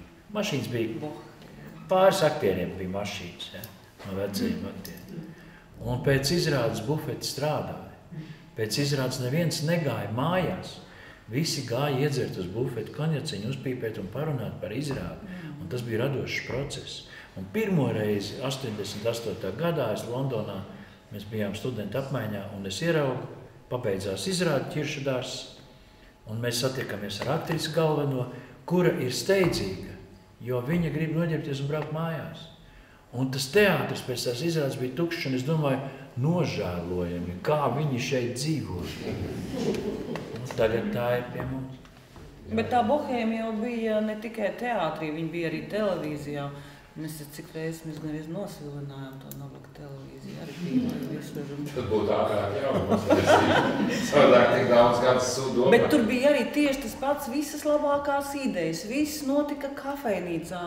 Un, protams, ka par to smēķēšanu smēķēt ir slikti, bet visi smēķēja, viss bija tādos zilos dūmos ietīts. Un tur lidoja tādas idejas, jā, līdz pulkstens 1 naktī jau kafejnīcas vadītāji dusmīgi ģīmi rokas sānos salipus, teica, lasieties visi ārā. Tad visi pārvācās uz kādu kabinetu vai kaut kur. Jā, ir tas šodien izklausās tā kā nosodoši, bet patiesībā tas ir, man liekas, ļoti radošs process. Šodien visi ir tādi tā kā sausiņi. Mums 2 naktī kafejnīcas meitenes teica, paklau, mēs jums atstāsim uz krīta alkoholu, bet laidiet mūs mājās. Mēs gājām uz ģērbtuvēm, un 7. ģērbtuves, lielākā ģērbtuve bija. Un tur es varēju pīpēt dzert līdz rīta gaismai. Tur bija arī divāniņi, ja kas var pārgulēt. Jā, un tas nebija tā, tur nekas slikts nenotika tajā. Labi, lietoja alkoholu uzpīpē, bet tur piedzima tādas mēs tagad aicinām pīpēt un dzert. Tagad lai lieto kaut ko citu, ja viņi var sevi stimulēt. Zāles plakāts, kāds mums tagad arī, tas ir televīzijas jūrē. Daļās lāzēs nav alkohola. Nav gan, jā. Pilnīgi nopietni, jo es esmu pie stūres. Bezalkoholiskais šampanietis. Laura nelieto, un es esmu pie stūres. Un es pie stūres nedzeru. Kad neesmu pie stūres, tad es dzeru drausmīgi. Tas tā kā Uldis Dumps teica. Saka, manī, jūs iedzersiet? Nē, es nedzeru. Kā nedzeru? Manī mīt 2 cilvēki. Un es principā nedzeru, bet tad, kad es izdzeru 1 glāzīti, tad manī pamostās tas otrs. Un tas drausmīgi dzer. Jā, bet jūs arī redzēt, es tagad neliku kā cik, man bija kā dziedošs fragments, bet te bija ģitāra līdzi, jā? Jā, man lika paņemt. Jo vakar viens teica, vai tad būs arī ģitāra, es jau rīt saku, vai tad būs ģitāra, kā tad ne? Jo tev taču tomēr bija ļoti labi skolot valsts, tev vokālais pedagogs kas bija? Man bija vokālai pedagogi daudz. Pirmā vokālā pedagoģija mūzikas skolā man bija skolotāja Jankovska, kas bija Igauniete, viņai dāds bija Heino Jankovskas, kas arī, bet viņš diemžēl arī nomirs, jau ir mācījās mums kopā Zainu korī dziedāja, mācījās pat diriģēt. Tā bija man pirmā skolotāja, bet pēc tam man bija Anita Garanča, tad Jānis Ādams, mans draugs. Tagad es pats varu pasniegt, ja vajag. Nē, Anžela Goba man bija, kas iemācīja mazliet vēl tagad pēdējā laikā, kad mēs gatavojām to Lakritusī, tad viņa man ļoti iepatikās, jā, ļoti vērtīga skolotāja arī. Ja mācīties nekad nav vēl, vienmēr var kaut ko iemācīties jaunu, jā. Un ar to ģitāru dziedāšanu man tas ir, es teikšu godīgi, šitās visas ir manas ielīdes, es šeit jaunību pavadīju, es dzīvoju Kanciemielā, pēc tam Agenskalnielā. Un arī šeit bija gadījumi. Un joprojām ir pat ģimene, ka man uzaicina ciemos. Un es priecīgi seju ar dāvanu un puķiem. Un attājas durvis, čau! Tu ģitāru nepaņēmi? Jā. Nē. Labi, nāc iekšā. Bet tā ir un pat ģimene. Pat ģimene, jā. Šeit mēs tātad tev smīgi skatūs, tas tomēr ir ļoti skaisti. Tu esi spēlējis šī skatūs, Esmu. Jā. Vairākas reizes. Šoreiz ir tā reizē, jā. Jā, tā ir mana mīļotā ģitāra, man ir vairākas ģitāras. Šī ir 12 ģitāra, kas ir no Amerikas, kur ir nākus ļoti gāri un sarežģīti ceļi, jo šai firmai Oskar Šmit nav sasaistis ar Latviju. Latvijā nevar nopirkt šo produkciju, bet viņi var nopirkt Amsterdamā, un Amsterdamā man dēlam draugs. Un tā Laura man šīs ietas ir uzdāvinājusi man iepriekšējo ģitāru, kas bija Angļu Tangerwood, kas ļoti dārga un labi 12 ģitāru. Arī šo ģitāru viņa saorganizēja, ka es nezināju, cik tas ir sarežģīti, bet mēs runājam, ka uz Ziemassvētkiem būtu kolosāli atrast baltu 12 ģitāru. Latvijā tādu nopirkt nevar, šī ir vienīgā Latvijā. Pilnīgi noteikti Latvijā otrs 12 ģitārs. Šādas nav baltas. Viņa ir ļoti skaista, viņa ir skanīga. Es drusku māku spēlēt, tāpēc viņa man palīdz. Tā kā Laura ir atdāvinājusi man ar dārgākajiem, labākajiem mūzikas instrumentiem, un kad man bija 50 gadu dzimšanas diena, es nodarbojos ar medībām, sāku medīt, un tad Laura man uzdāvināja džipu priekš medībām. Un tad, kad es šo džipu aizbraucu uz teātri, Anglērē, pēc izrādes, es saku, aizvedīšu mājās, tur pa ceļam iznāk braukt, un es saku, viņi saka, tev bija cita mašīna, mazāk. Es saku, jā, man šito Lauras 50 gadiem uzdāvināja. Un viņa teica, Anna padomā, viņa saka, bet tu pasaki viņai, lai viņa neuztraucās, ka vēl jau ir arī helikopteri, jahtas un lidmašīnas. Tāpēc es domāju, ka ar ko lai sāk? Nekad nevar zināt, ar ko lai sāk. Tas ir viss, bet es domāju, ka tu tā kā it kā zināt, ar ko vajadzētu sākt. Ja? Nē, es sākšu ar... Ir viens dziesma, kurai vārds ir uzreiz Laurā. Es nezinu, vai es varēšu nodziedāt, tas ir ļoti sen, kad viņi uzrakstīja, kad mēs tikāmies jau kā brūkans ap rūpati, kā saka. Un es tagad, es mēģināšu nodziedāt, es neesmu dziedājis daudz gadus, bet pamēģināsim. Tas ir kaut kāds 96.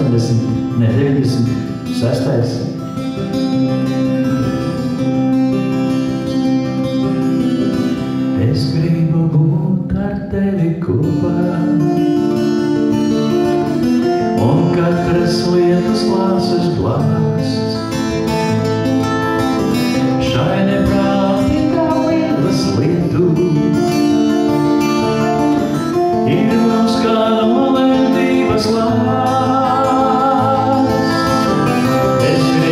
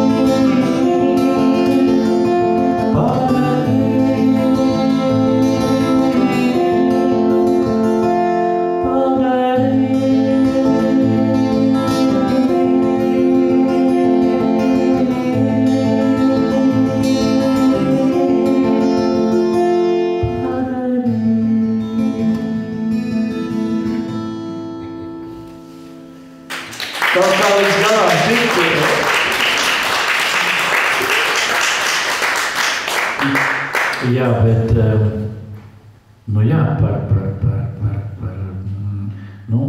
Laura arī mūsu bērnu mamma. Jā, un mums ir ļoti glīti bērniņi, patiešām atcitušies vairāk Laurā nekā manī, paldies Dievam. Lai gan Jurģis Nabaks, jā. Jaunākais, diemžēl, ļoti līdzīgs man. Viņi, diemžēl, priekš viņam, jau priekš manis. Bet ir viena ļoti skaista dziesma, ko neesmu uzrakstījis es, bet tā ir dziesma māmiņām. Droši vien jūs arī esat māmiņas, varbūt kāda pat vecmāmiņa. Laura arī jau ir vecmāmiņa. Un tagad, kad mēs kļuvām par vecvecākiem, tad Uldis Dūms teica, nu apsveicu, tagad tu redzēsi, kā tas ir gulēt ar vecmāmiņu. Tas būs visām māmiņām, īpaši tev, jā.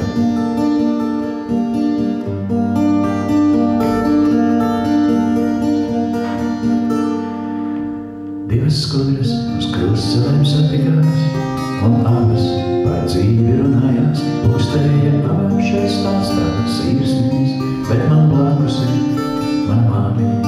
Miegs nāk bērniem, īt visos vecumos, man tie prieki ir kūkās un cepumos, bet nāk miegs un blakus, tu esi man, paņem mani klēpī un iejā, un es aizmigšu tavā tuvumā. Es jūtos kā princis savā pasakā, kad tu esi man blakus nomodā. Citas skudras nāk jaunas pasakas, tur ir rūķi, tur stārķinas dāvanas, bet man blakus pūkst tavu sirsni nomodā. Miegs nāk bērniem ir visos vecumos, vairs tie prieki nav lūkās un cepumos, bet nāk miegs un blakus, tu esi man, paņem mani klēpī un iejā, un es aizmigšu tavā tuvumā. Es jūtos kā princis savā pasakā, kad tu esi man blakus nomodā. Kā tu esi man blakus nomodā, tad es jūtos kā princis savā pasakā, un es aizmigšu tavā tuvumā. Paņem mani klēpī un iejā. Divas skudras uz krustcelēm satikās, un abas par dzīvi runājās, pūkstēja abām šai stāstā sirsnīs, bet man blakus ir man māmiņa.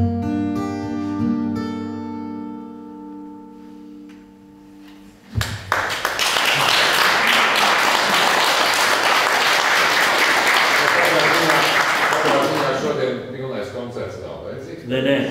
Nē, tāpēc, kad nevajag arī tagad, es vienkārši tā klausoties, vienmēr ir bijis, vajadzētu kādreiz arī šeit sarīkot koncertu.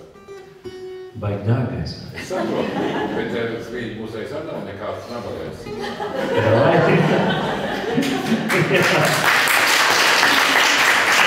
Es domāju, mēs varētu noslēgt ar kopīgu dziesmu. Kā jūs domājat? Latvieši zina tautas dziesmas, pareizi. Pirmās divas rindiņas taču nezina. Parasti, ja. Ir tādi riedie, kas zina vairākus pantus, un ir tādi izņēmumi, kas zina visu tautas dziesmu. Bet, kad es braucu uz Čikāgu, un Armāns Virkens aicināja 17. gadā uz 18. novembrī, viņš saka, tu paņem līdzi arī kaut kādu dziesmu un padziedi, ko visi var dziedāt. Es domāju, kā es zinu, ko tie Čikāgas latvieši zina, ko viņi nezina. Un es atradu vienu tautas dziesmu, kurā vārdi visu laiku atkārtojās. Kam nepielēc pirmā reizē, tas pievienojas otrā reizē. Jo, kad cilvēks dzied, viņam čūska nekoši, kā teica mans armijas biedrs Vadims. Es kādā redzējuši, kā cilvēkam dziedot iekot uz čūsku. Nemēdz būt. Otrkārt, jūs kļūsiet glītāki, kad cilvēks dzied, viņš kļūst skaistāks. Pastieties, piemēram, koris ar neglītām meitenēm. Esat tādu redzēju? Viss ir smukas, tāpēc viņš dzied. Mani bērnībā aizveda, tāpēc, ka es dziedu no bērnības ļausmīgi skaļi bļaustot agri no rīta. Man aizved uz muzikas skolu par sodu. Un es dziedu no kaut kā, cik es sev atceros, 3-4 gadu vecumu. Ja? Un Un ar katru dziesmu es kļuvu glītāks, iedomājieties, kāds spildzē. Un tagad man laiž jau arī televīzijā ļauj ekrānā rādīt, jā, tā kā pat rīta panorāmā reizē. Man pat teātrī ļauj skatos ar meitenēm bučoties. Pēdējā starpcīt, ar ko es bučojos, bija Dīta Lūri. Un augstākais punkts man uzaicinājuši Teātra muzeju. Šeit aicina tikai glītus cilvēkus. Tātad jums ir iespēja kļūt glītākiem piedieviņa Garigalda do mažors. Deļas do mažors. Jā? Jā? Jā. Nu, jā.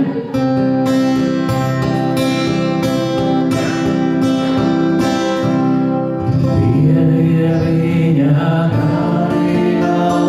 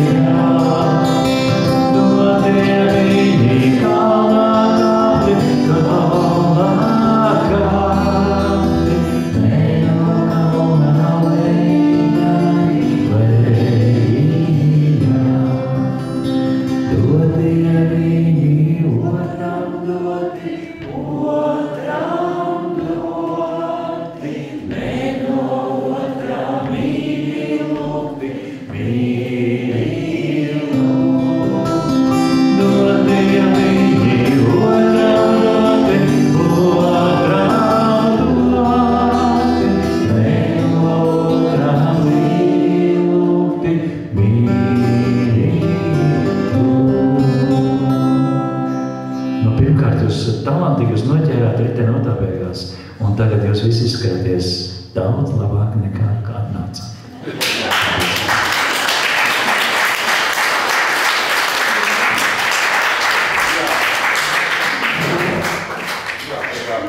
Laura, jums ir augšā, tā kā pateikšu paldies par sarunu. Mums tā Lāzi noliec nost. Pusotras stundas. Paldies. Paldies. Un Jums par dziedāšanu aplausi. Mums ir arī šī te septītā ļoti vērtīgi lasīt šo. Tas ir tas, kas pierakstīts Imants Landsmans. Jā, tas ir super. Paldies tev. Tas ir super. Jā. Paldies. Paldies. Paldies. Jauku vakaru. Jā, un man liekas, ka ļoti labi bija tāds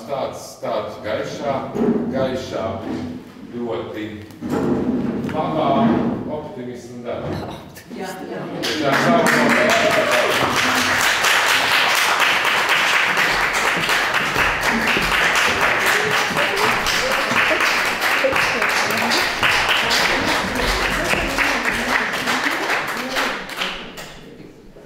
Jā, paldies, jā.